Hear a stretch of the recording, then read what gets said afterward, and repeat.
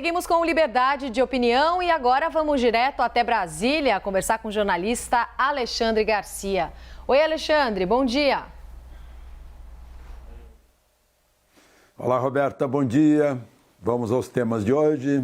Vamos então ao primeiro tema, porque durante uma reunião ministerial no Palácio da Alvorada, o presidente Jair Bolsonaro anunciou que vai indicar André Mendonça, da Advocacia Geral da União, para a vaga de Marco Aurélio Mello no Supremo Tribunal Federal. E aí, de acordo com 2 ministros presentes nessa reunião, Bolsonaro disse que todo mundo sabe que André Mendonça é o favorito e que vai encaminhar o nome ao Senado. Alexandre, Bolsonaro declarou, logo depois de escolher Nunes Marques, que queria um ministro evangélico no Supremo. Na sua visão, pela formação de André Mendonça, qual foi o critério considerado pelo presidente? Mais político ou religioso? Bom, eu acho que o principal critério é esse aqui, está aqui nesse livro que ele me deu, que André Mendonça me deu durante uma longa conversa que tivemos e muito produtiva, né?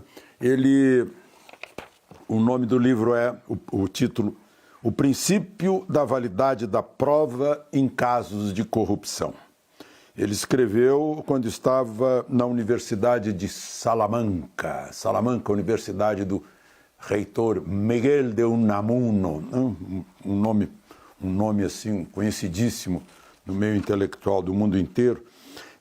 Ele é um técnico, em primeiro lugar. Né? Em primeiro lugar, ele é um técnico, deve ter sido escolhido pela confiança, né? Isso é o principal. Né? A confiança numa pessoa que trabalhou com ele durante muito tempo. Trabalhou com Dias Toffoli, sob as ordens de Dias Toffoli, na Advocacia Geral da União, em outros tempos. Né? Ele está fazendo carreira lá na AGU, depois foi para o Ministério da Justiça na emergência da saída de Moro, né? E voltou para a AGU. Ficou lá, digamos, à espera. Né? Quando o presidente falou lá na Câmara que eles deveriam escolher um evangélico, terrivelmente evangélico, parece que deu um sinal, porque o André Luiz de Almeida Mendonça é pastor presbiteriano, do calvinismo. Né? Na conversa que eu tive com ele, a minha impressão é de que é um homem de valores. Né? Então foi escolhido também pelos valores de família, de tradição, o calvinismo é muito voltado aí, Deus acima de tudo. Né? Então, também por isso, para dar um equilíbrio nas questões familiares, questões morais, questões de costumes que muitas vezes batem no Supremo. Devem ter sido esses os motivos. E na sua visão, Alexandre, caso essa indicação de Mendonça se confirme e o Senado aprove também, como é que deve ser a atuação e a identidade de Mendonça no Supremo? Bom, ele é, por formação, né, de pastor presbiteriano, ele preza muito a principal das virtudes, que é a humildade, né, a virtude mais inteligente até que existe. Então eu duvido que ele vá dar entrevista por aí toda hora, que vá para coquetéis, que vá para festas, que não sejam solenidades oficiais, que façam parte do munus de ministro do Supremo. Eu duvido que ele seja um ministro oba-oba que se renda às luzes da TV Justiça, né? Eu acho que não.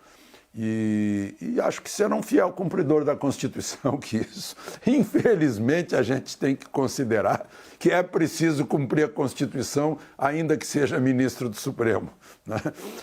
A despeito porque o que a gente tem visto aí é uma coisa de deixar a gente boquiaberta. A gente pega o artigo 5º da Constituição, lá com todos os princípios básicos de liberdades e direitos, e ver como as coisas são submetidas a releituras, vamos usar um eufemismo. Né?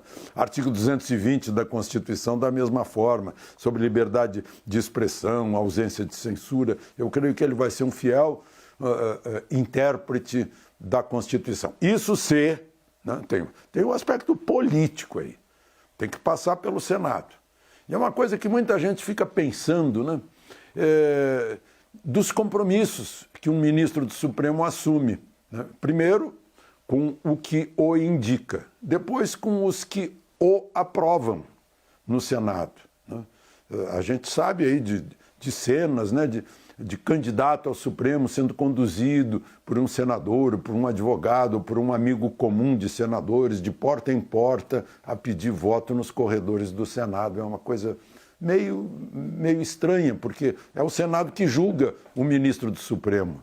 Está na Constituição, o impeachment de ministro do Supremo é o Senado, né?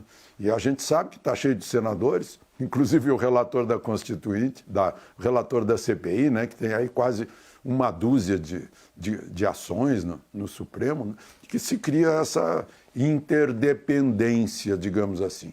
É muito estranho. Outra coisa estranha, o ministro, eu estou chamando de ministro não do Supremo, mas da AGU, André Mendonça, tem 48 anos de idade. Isso significa que, mantido o atual teto para aposentadoria compulsória no Supremo, ele ainda terá 27 anos no Supremo. Parece que outra coisa que seria sensata é que o ministro do Supremo, o juiz do Supremo, tivesse um mandato, digamos 10 anos, né? Porque o direito se moderniza, o direito se modifica, então seria bom também que se renovasse o Supremo, né? Se entra lá um jovem, como entrou Dias Toffoli, por exemplo, vai ficar por décadas lá dentro. E a gente sabe que criam-se hábitos que depois podem se transformar até em vícios, né? Rotinas que viram burocráticas, e um mandato propiciaria uma rotatividade de renovação do Supremo. Roberta? Vamos falar de CPI agora, Alexandre, porque o senador Omar Aziz, presidente, afirmou que a comissão não vai interromper os trabalhos mesmo que haja o recesso parlamentar.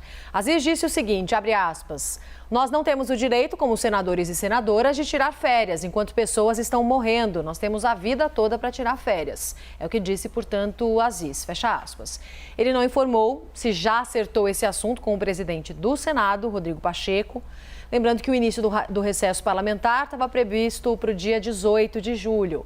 Alexandre, como é que você avalia essa decisão, essa manifestação do presidente da CPI, Omar Aziz? Em primeiro lugar, comovente, né? Emocionante. Não temos o direito de tirar férias enquanto pessoas estão morrendo. Nós temos a vida toda para tirar férias. Pois é, ele deve estar gostando, né? Tem gente que está gostando também do espetáculo diário. Agora, quem vai gostar mesmo é o líder Ricardo Barros, que já recorreu ao Supremo para ir depor. O ministro Lewandowski já deu prazo para a CPI explicar por que ele não vai depor. É um direito de resposta, é uma coisa básica na democracia. Aí ele vai gostar, porque aproveita o recesso para ir depor e derrubar mais uma narrativa, né? Essas narrativas que a CPI não consegue manter em pé nunca, né? É um desequilíbrio total, mas serve como espetáculo que eles acham que estão abafando, né? E a gente vai vendo lá, parecem personagens de uma certa escolinha aí, que criam hábitos, fazer perguntas com os mesmos gestos, as mesmas reações, né? Tá virando um padrão, assim, um estereótipo. Cada um lá já está criando um estereótipo. Então não vai ter nenhum descanso, né? Não vão fazer recesso, enfim, porque pelo que se depreende nessas declarações aí emotivas e comoventes do senador Omar Aziz, né? Eles têm que estar sempre alertas, né, para evitar que o coronavírus se multiplique por aí. Roberta? E na sua avaliação, o presidente do Senado, Rodrigo Pacheco, vai aprovar essa decisão de Omar Aziz ou deve criar alguma dificuldade? Bom, ele vai ter que decidir de acordo com... Eu confesso que não tive a curiosidade de procurar, né? a Constituição estabelece as datas de recesso.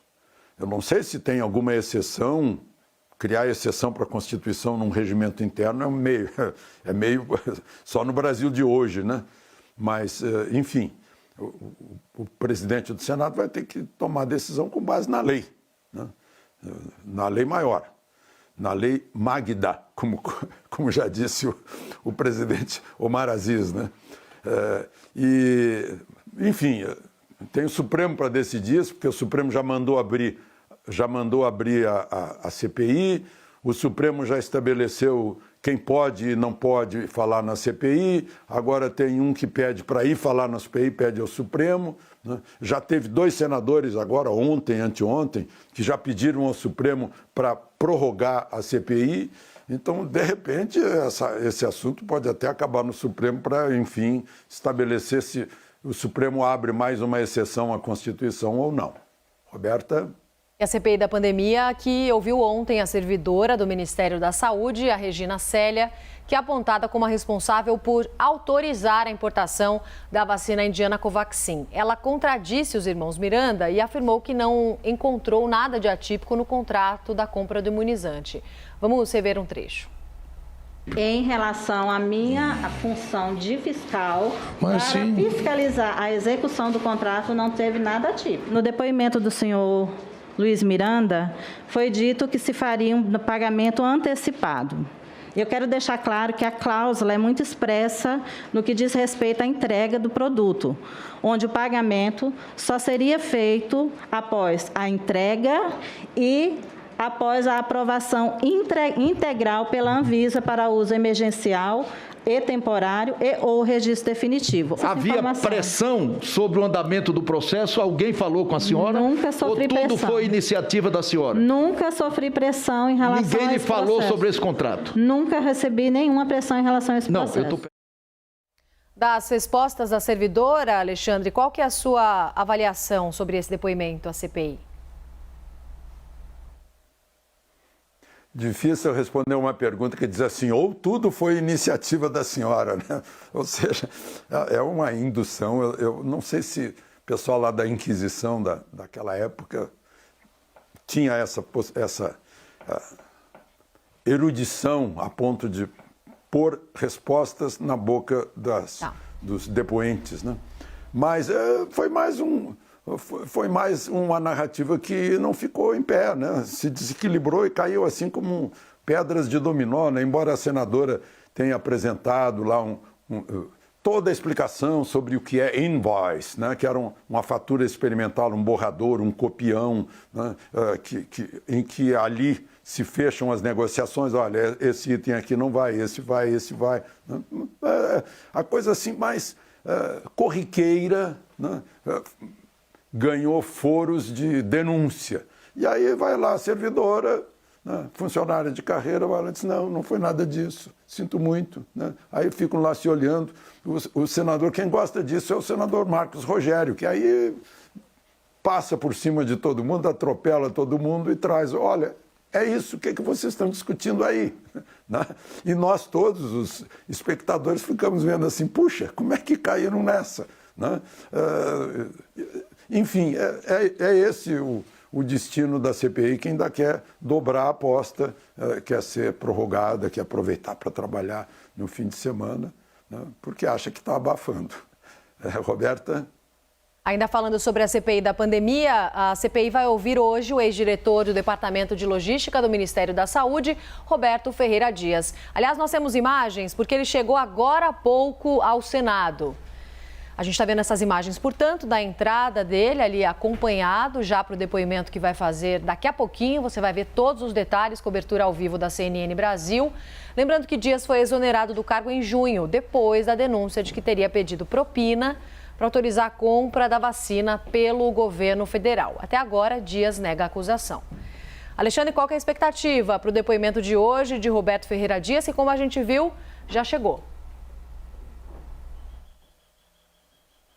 Tá aí o depoente indo para a escolinha. Né?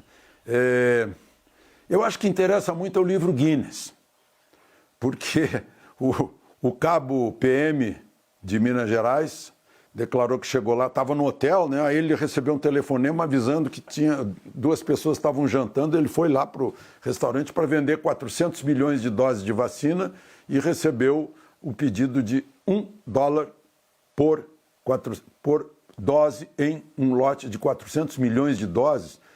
A AstraZeneca não produziu o dobro disso até hoje, né?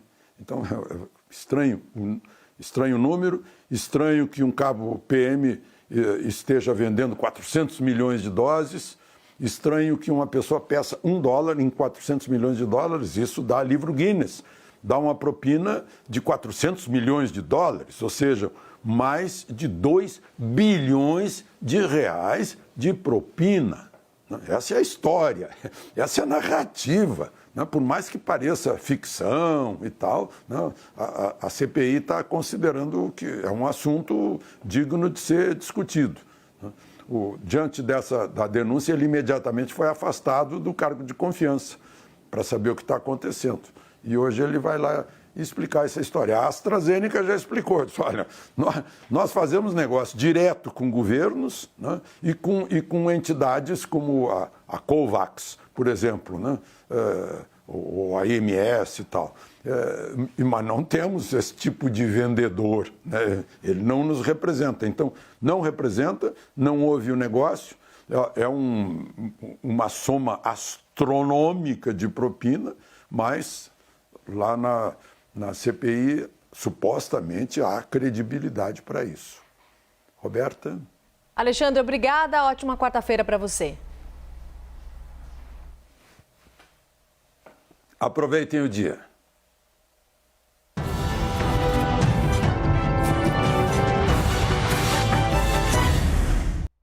As opiniões emitidas pelos comentaristas do quadro não refletem necessariamente a posição da CNN.